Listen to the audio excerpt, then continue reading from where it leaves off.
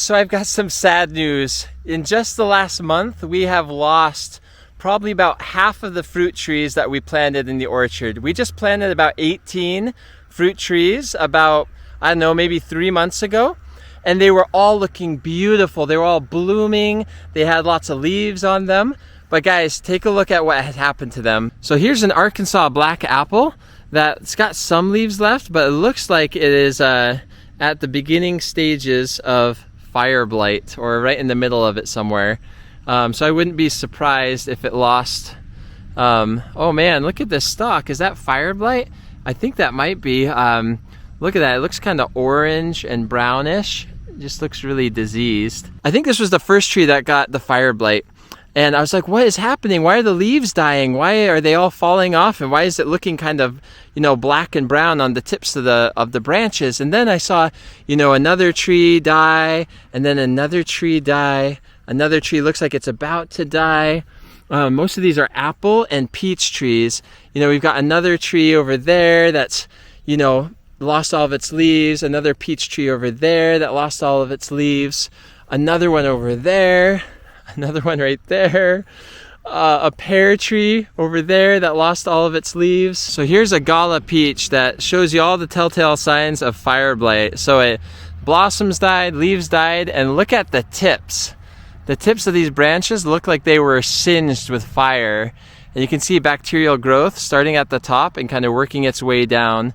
So I should come out here and probably prune off all of these infected branches if I want this tree to have any chance of surviving. We got a ton of rain this spring. We got like a month of rain straight.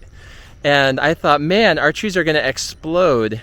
And some of our trees did once it kind of dried up and the sunshine came out, but I started noticing some leaves fall off and some signs of sickness, and I didn't know to recognize it at the time, but now I know it was fire blight.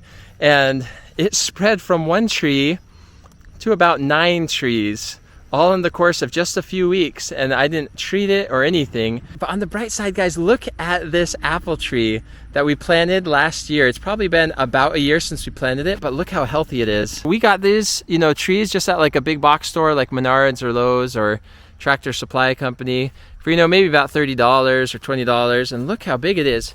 Look how big this trunk is getting. It's got a little growth here that is also getting pretty thick. Yeah, these guys are looking great, and it doesn't look like fire blight has affected them at all. You can see we've got another 5 apple trees down this row, and they're all looking really good. It seems like the second year trees, they just seem a lot more resilient, a lot more sturdy.